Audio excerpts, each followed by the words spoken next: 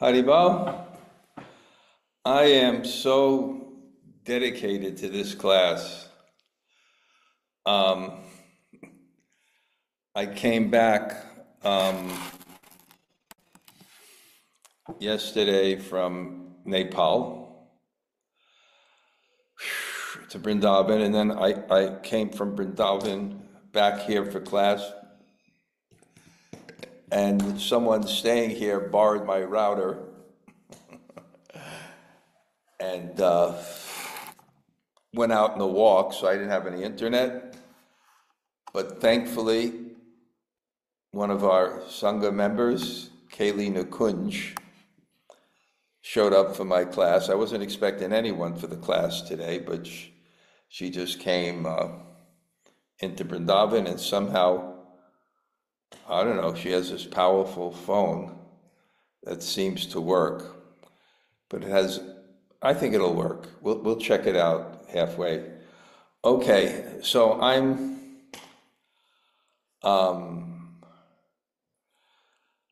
can tell you, memory has to do with the mode of goodness. So the most important thing in giving a class is to, of course, know the information, but to be relatively sattvic, so you can access, because while you're going on, and those who are experienced with the class, while you're going on,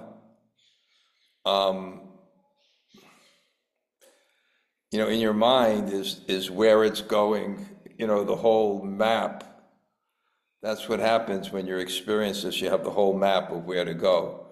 So let me find my place. There are fewer people here today because it's daylight savings time, and therefore the class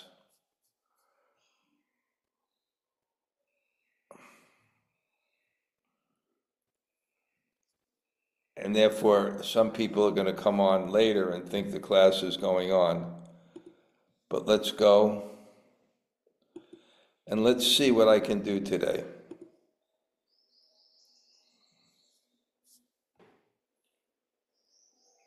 Okay, reading from the Bṛhad-bhāgavatāmṛta, Book 2, Chapter 1, Text 62. Om Namo Bhagavate Vasudevaya. Om Namo Bhagavate Vasudevaya. Om Namo Bhagavate Vasudevaya. Bhagavantam ime viṣṇuṁ nityaṁ vayam upāsmahe. Guror gṛhīta-dīkṣākā yathā-mantraṁ yathā-vidhi. Initiated by our gurus, we always worship the Supreme Lord Viṣṇu with the mantras and methods they have given us. Purport: what distinguished the Sankirtan devotees from the Pragyotisha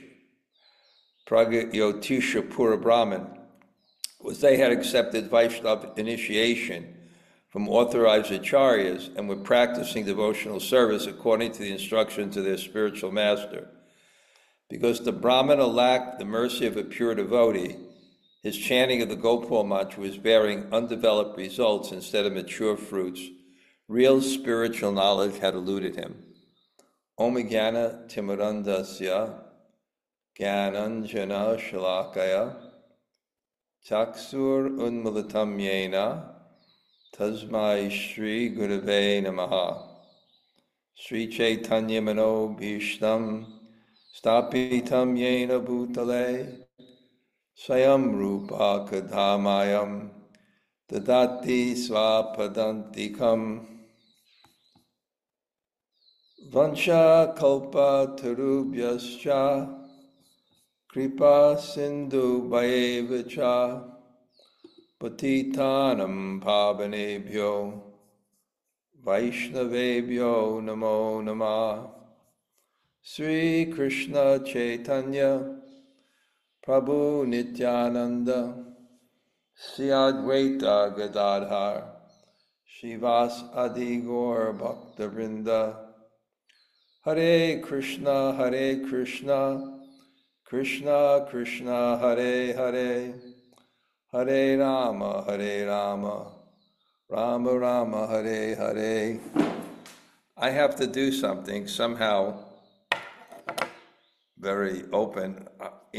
I rushed in here. I have to there's some mucus in my right eye and I can't see out of it, so I just have to splash myself for a second.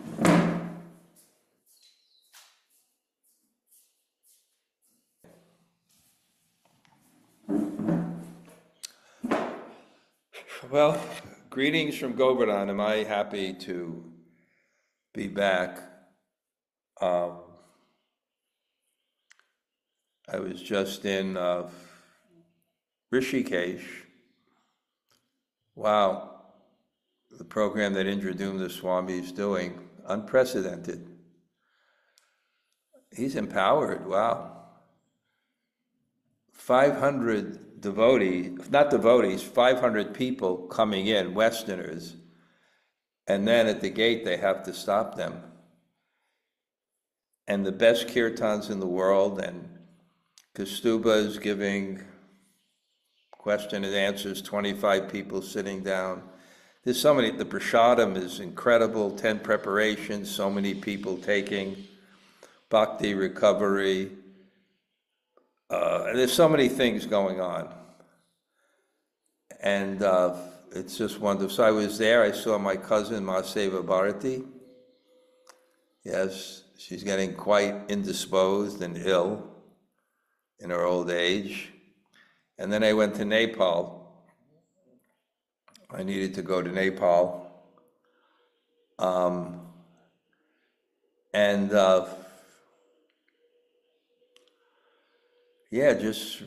Just to me, Govardhan is like an oasis. Right, Kaili Nukunj? It's like an oasis, right? Any place outside, we feel like we're dying of thirst almost. Doesn't have to be that way.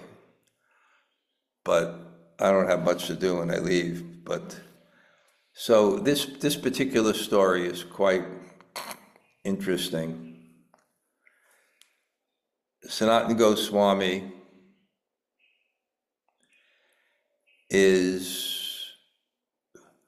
wants to communicate what Lord Chaitanya came to give, Swabhakti Swayam, his own bhakti. The bhakti that Krishna himself tastes in the role of his devotee to become complete in his divinity. To be complete in divinity is to be the supreme enjoyer. To be the supreme enjoyer, you have to experience love of Godhead from the perspective of the devotee, because that's more relishable than experiencing love of Godhead from the perspective of God as the object of love. And then he wants to give this to the world, and it's so rare. And here we are, it's given to us. This is like the most amazing thing. How fortunate we are. And he thinks about how to do it. And in deep meditation, he kind of puts together these two stories of Maharaj Parikshit's son, Janamejaya, being enlightened by his guru, who gives him this summary of the Bhagavatam, which happened, he narrates him the summary of the Bhagavatam, which happened after Maharaj Parikshit heard the Bhagavatam when he's relating it to his mother. And the first part of that story, and this is all going to illustrate this point of what is this topmost bhakti. The first, by Narada's journey, looking for the topmost recipient of Krishna's mercy, and it points to the gopis. And then Uttara has further inquiries she wants to know what that place is. And I've explained many times this correlation between the place and the mood of love that's experienced in that place. So she inquires from Maharaj Parikshit, and Maharaj Parikshit, there's different ways to explain things. And he figures he's going to do it in terms of this story. And this story is going to illustrate the glories of Vrindavan by this protagonist of the story, which is this Brahmin, searching for the place that fits his heart. Because he's got this incredible mantra. The story was, he was in a place and there was a Devi in the place, Kamaksha, and as a Brahmin he's worshiping this Devi and somehow appears in a dream and gives him this mantra. And it's a Gopal mantra. He gives him this mantra.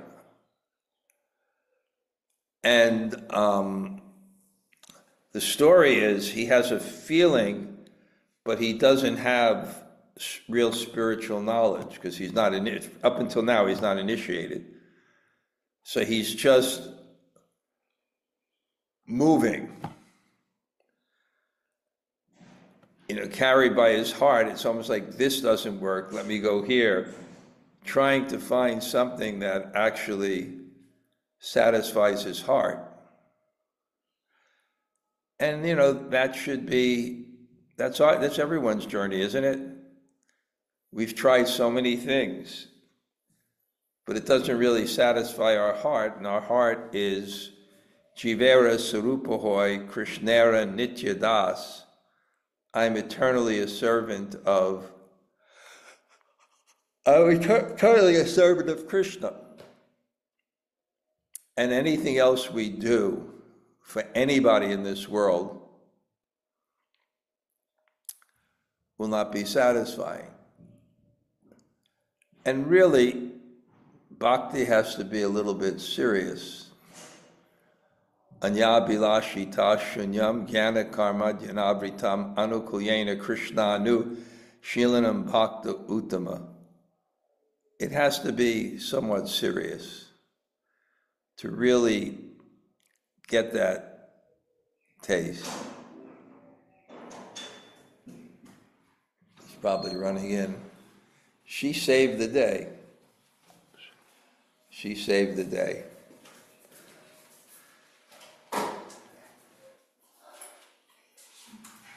Haribo, Maharaj.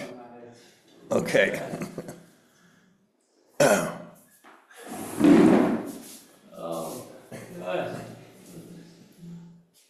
Haribo. Nice to see you. So nice to see you. I just took lunch with Frank Priojan today. He was nice. And, Haribo, Maharaj. Hello. Don't get down. I can't. Good to see you. Okay. I'm, What time's your class over? what? What time's your class? 6:30. When does it start? It's going on now. Okay. I plugged it in. What? Internet is plugged in. Okay, well somehow I called her and she had her phone, so. I need to speak with you Okay. confidentially, and after your class I will come. Yeah. Maybe around 7:30. Okay, yeah. Where are you gonna be now? I'll go to my place. You'll come back? Yeah. I'll be worried. Or you can come. Okay. Okay? Okay, I will.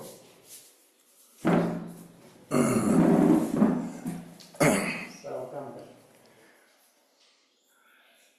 Anyway, thank you, Maharaj. It was nice to see you all. I'm sorry.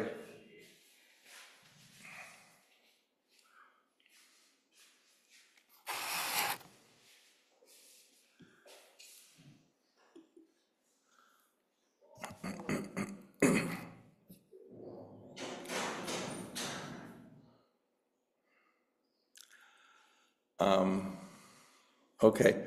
Wow, that was Niranjan Swami and Bhakti-Vigan Goswami. Okay.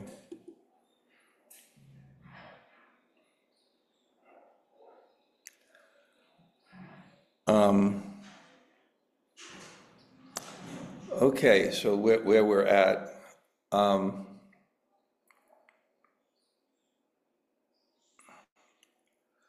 Okay. Okay, let me just get in gear. Okay. Okay.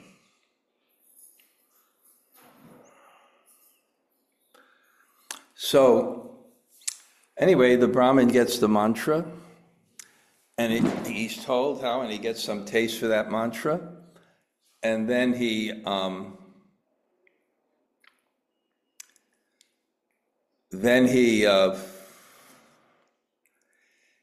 sees some people performing rituals. It's very satkarma nipino vitra mantra tantra.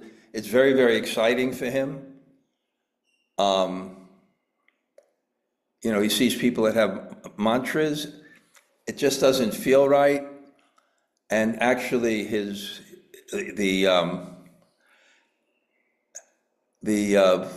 deity actually appears again and inspires him, and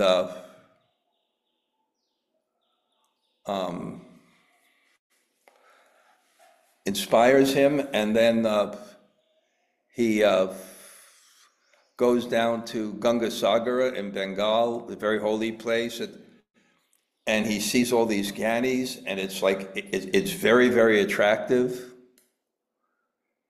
These gyanis, it's very, very attractive. And he's very convinced. It's very attractive to us too. It may happen. We may see people, very renounced, and they're very confident, but somehow or other, it doesn't feel good in his heart, and he becomes depressed because he doesn't know what to do. He's in a dilemma. And generally, this is the world. This is why we need guidance. I've given a very interesting definition of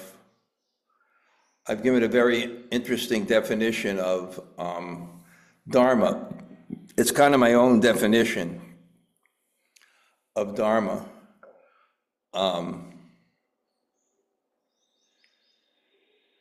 It's my own definition of Dharma.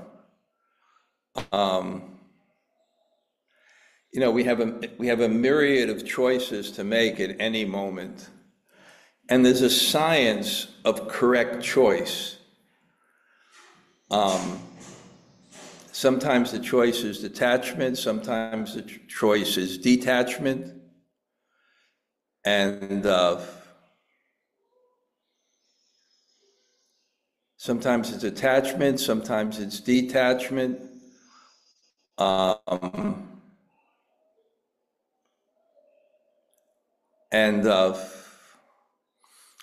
correct choice is Dharma. It's our duty. It's what we should do. And it depends who we are and what situation we're in. So it's very attractive, and especially on the level of karma kanda, when you're attached and these are your duties, and on the material sphere. But it doesn't inspire him. Then he sees these gyanis, and then the deity appears again and tells him to go to Mathura. So he's chanting Mathura, Mathura, Mathura. And when he comes to Mathura, he's kind of confused because these people are chanting, dancing. When you look at spiritual life, this can be confusing that it's spiritual. This is why sometimes bhakti is hard to understand, especially even high levels of bhakti. We discussed this in the Chaitanya Charitamrita, in the Shikshashtaka prayers.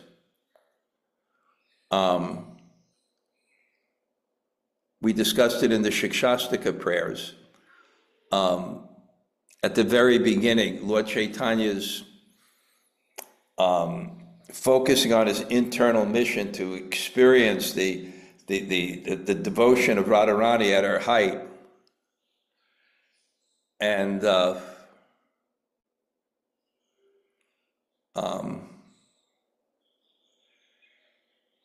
discuss Radharani at the height of her devotion. And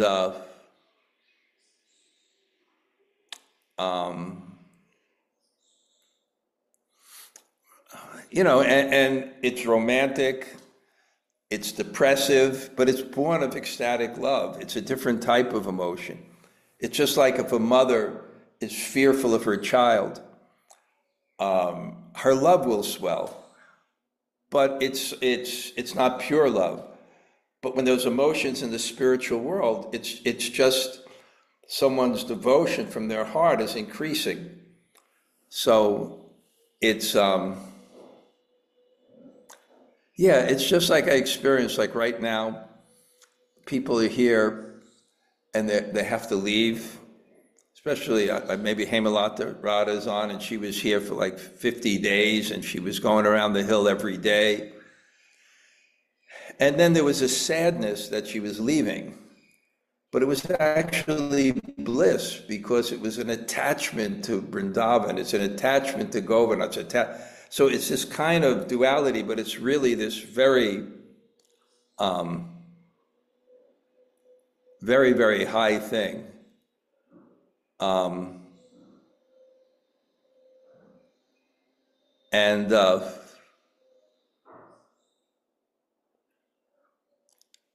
This very, very high thing.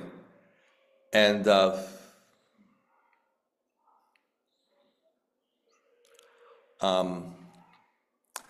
so he sees these people dancing and chanting, especially when you come from the platform of Gyan, which is to shut off all emotions. It's very, very hard for a Gyani. For example, when Lord Chaitanya visited the Mayavadis in Varanasi, and they saw that he was young, they saw that he was emotional, they said, how can this be spiritual? And he himself doubted it, and he went to his guru, I'm just so full of emotion. How can this be, spiritual?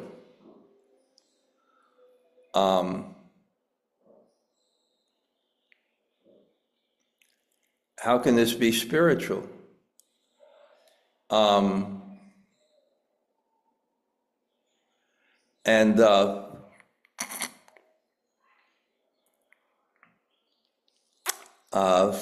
And then his guru told him that it's actually the highest spiritual thing. So anyway, he looked at this and he practically started to laugh at them because they're dancing and singing and activities which are usually associated with passion or maybe ignorance even. Maybe there's something but certainly not the depth of spiritual. He just went through the perfect ritualistic Brahmins, then he went through the perfect ritualistic Brahmins, then he went through the these Gyanis. It was so attractive. And then he went to the devotees, and then he was like, and now they're upset with him. And some were angry with him. And then this is an advanced Vaishnav, and he's saying, you're born in a Brahmin family and you act this way. And he said, just don't treat Vaishnav as materialistic people. And he should never again ask them to stop making noise as they're, oh no, it was not the first. Initiated by our gurus, we always worship the Supreme Lord with mantras and methods they have given to us. So this is authorized. And what distinguishes us from you, who has this feeling in his heart, you haven't actually been initiated from authorized acharyas, and you're not therefore practicing. The first thing is Guru Padashraya, but then there's instructions, and you're not practicing. And because you don't have the mercy of the Vaishnavas, your results are not developed, and real spiritual knowledge has eluded you. So you have this sentiment, but without the guidance, you can't move forward. You can't have full faith in what you're doing.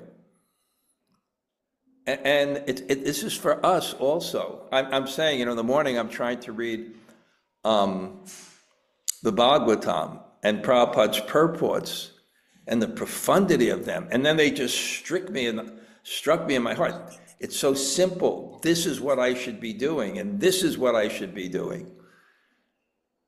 And it's not just attachment, and then after you get to that platform and you're fully, Prabhupada mentions this also, I forgot, I was just reading it, you become fully, it was in story of Mother Yasoda. She had this dilemma. She was holding Krishna, but then the milk was overflowing because the other maidservants weren't there that day, and then she was cooking the milk and then actually showing us how to practice Raganuga Bhakti. It's very interesting.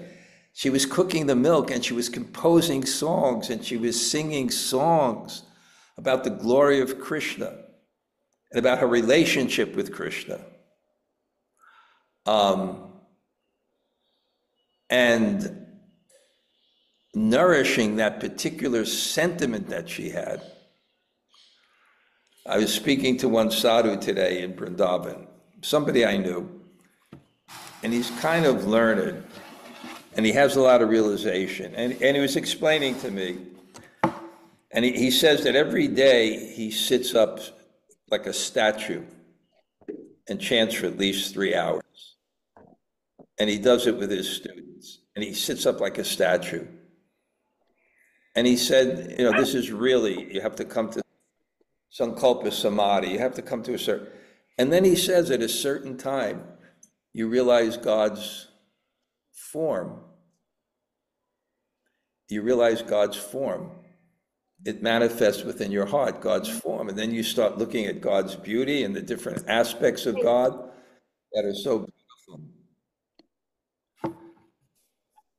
Someone has their microphone on. So, okay, everybody has it off now. So then,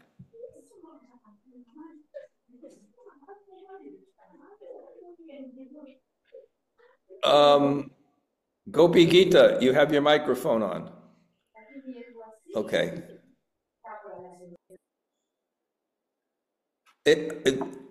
Okay. Okay. So he said, then at a particular time, all Krishna's 64 qualities become manifest with the chanting of the holy name. And he says, then Krishna's parikars, his associates, began manifesting in your mind.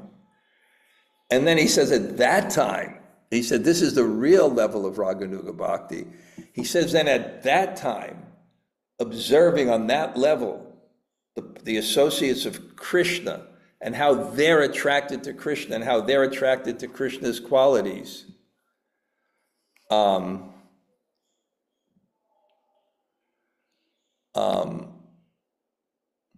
How they're attracted to Krishna's qualities.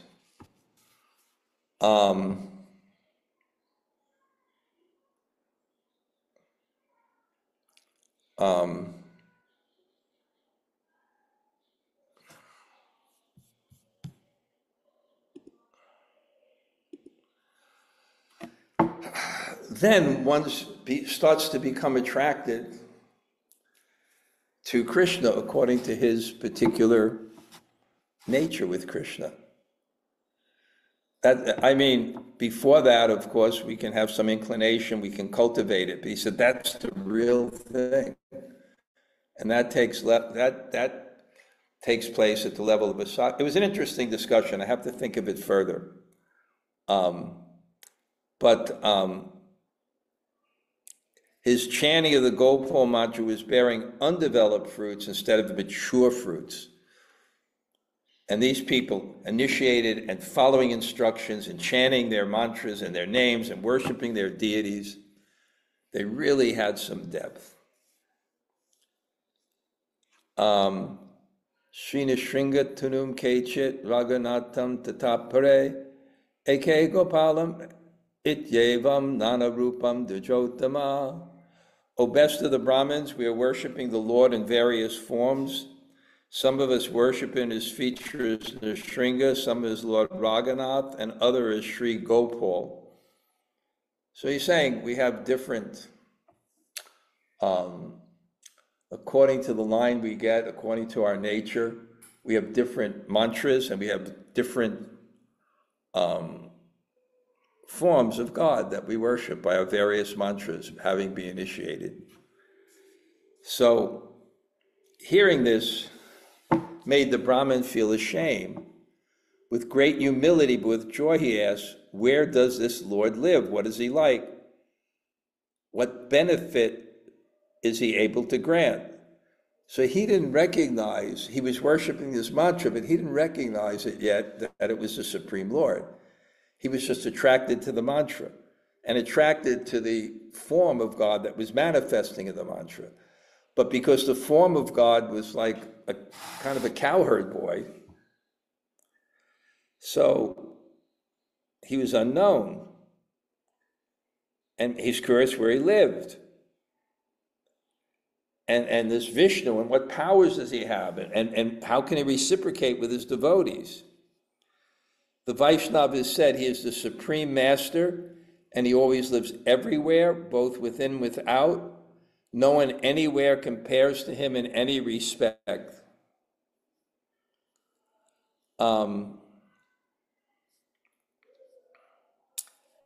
He is the super soul within the heart of every living being, the Lord of all lords of the universe, the all-attractive, concentrated embodiment of eternal knowledge and bliss. He dwells in the world of Vaikuntha, where he always can be seen, and to his servants he gives his very self. The Shrutis and Smritis glorify him. Who can describe his greatness? But while you are here, please listen to the profuse histories spoken about him from the Puranas. Purport: the holy pilgrimage site of Prayag, the king of Tirthas, is a most suitable place for hearing the glories of the Supreme Lord from the authoritative histories recorded in the Puranas. Just bow down to Lord Madhava and behold him, the direct manifestation of the Lord of the universe, and soon you will understand for yourself all this and much more. So he's confused, so they tell him, just worship Madhava. Just bow down, behold him, see the deity, hear his glories, and then you'll understand.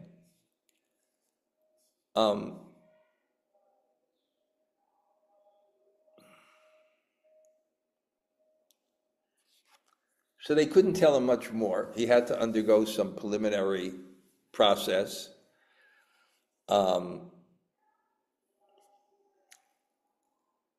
They can only hint at his glories.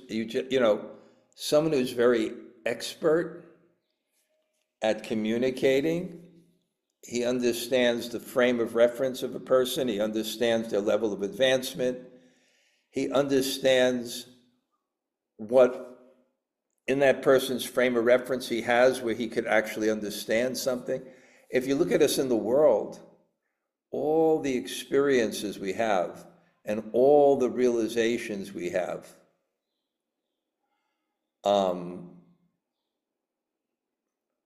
all the experiences we have and all the realizations we have, I'm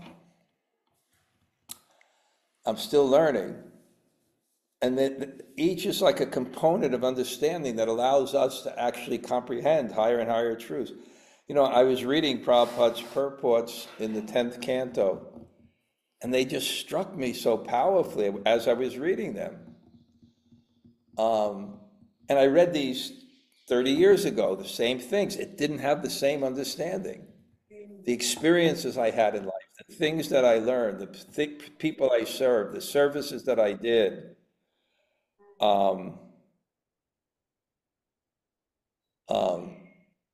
it gives you a greater, and that's what a teacher does. What does a teacher do? He speaks through your frame of reference to increase your frame of reference. And then you get in a dialogue and you ask questions and you learn, and you have a greater and greater capacity to understand the truth. Just like in the Bhagavad Gita, Arjuna didn't understand at the very beginning how what's spiritual is the consciousness in which something is done, not the activity, although certain activities generally indicate lower consciousness, but not always. Like you may be violent in protecting people from evil. And that may be just as Arjuna couldn't understand. How can you engage me in this ghastly war?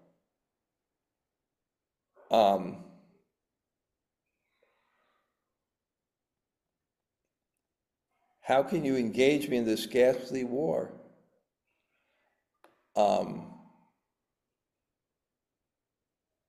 If knowledge is better than fruitive work.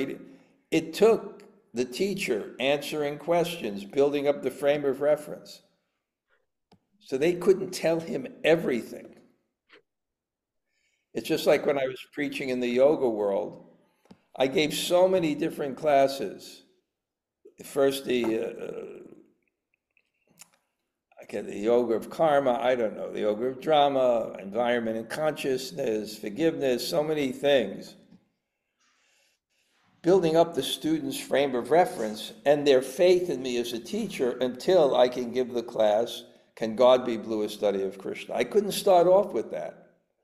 Or even when I used to give a class, there'd come a time in the class where I could speak with authority, and I know they would accept it in one sense. I didn't have to be everything, reductionist and explain everything, but a little. So I think this is what's happening. And if he meditated on the deity, if he heard from the Puranas, and more realizations would automatically be revealed in his heart. Parikshit said, thus while looking at Madhava, bowing down to him, the Brahmin noticed the likeness in appearance with Sri Madhava and the Lord on whom he was meditating. So just as the Brahmins predicted, by following the process, by worshiping the deity, he began to realize a little transcendental knowledge. And the first thing he saw is that the deity had the same shape, mouth, features we sometimes envision with his chanting. And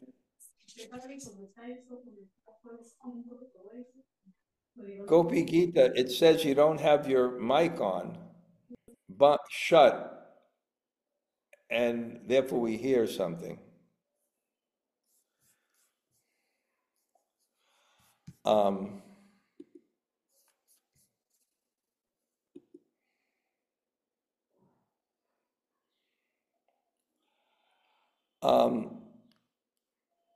So then he sat before them and he listened to discussions on the Puranas. And by hearing, he became affected by their strong faith and ecstatic mood. In the Bhagavatam, right at the beginning, it gives this process of how you become purified by Srinvata Swakata Krishna, by gradually hearing about Krishna. And the last verse says, therefore, always chant, hear, and remember Krishna. Chant, hear, and remember Krishna. And then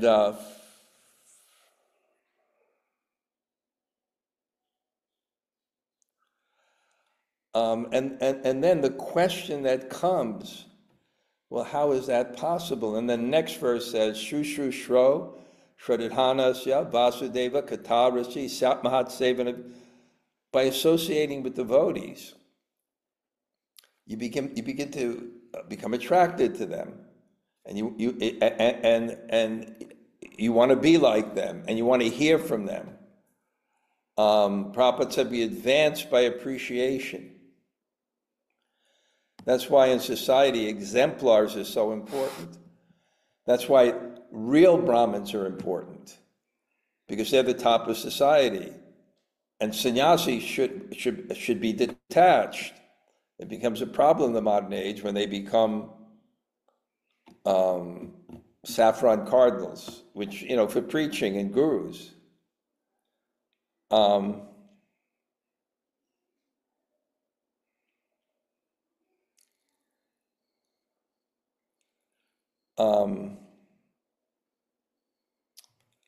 So you need exemplars, and therefore that's the perfect varnashram system. If you want to be number one, you have to be detached, because then the society will move towards detachment. And if you want the power and control, you have to be number two. That's the Kshatriyas or warriors. But when the people who are the renunciates and the Brahmins, if they're not detached, the whole society doesn't move in the right direction. So it's so important to have the right exemplars. It's so insight to see a simple, renounced person. Nonetheless, he remained ignorant, unable to recognize his own worshipful deity to be the same Madhava, the ruler of the universe, and the master of saintly devotees. So he's still too foolish, and he can't understand that his mantra is the Lord of the universe. He got it with simple faith. And this is also important. I talked about in my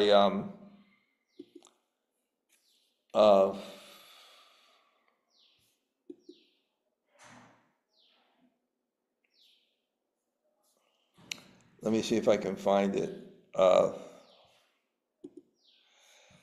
Yeah, I said I was relishing the 10th canto, and it discussed about Nalakuvera Manigriva bathing shamelessly, having sex life in the Ganga, and Narada Muni came, the girls covered themselves, they were still naked, and the whole story they get cursed, and that's the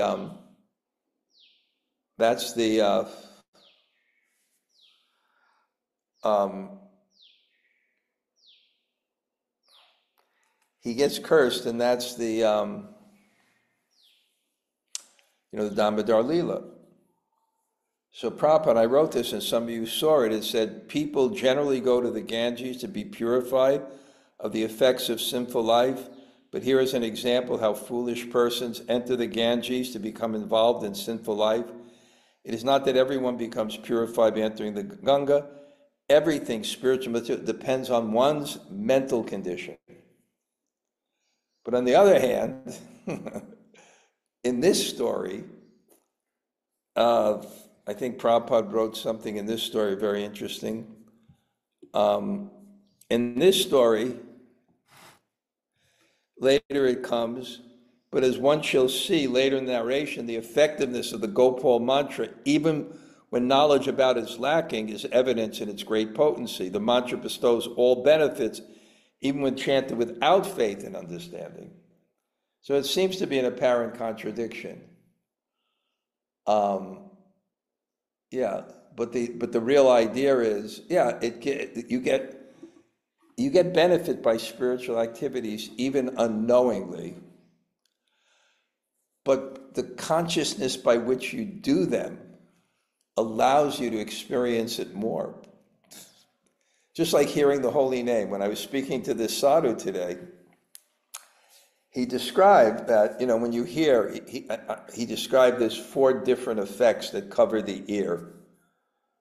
You hear bits of information. I don't know, he gave 4 different things. So he said that's what happens with the Guru Parampara. It gets broken.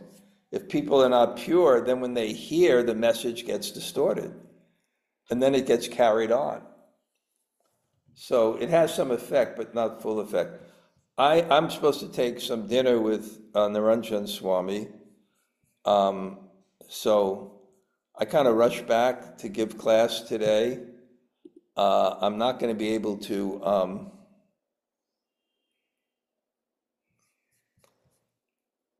speak with you all today, but just thanks for coming for class, and I'll be settled now. Okay, thank you. Vancha kalpatu.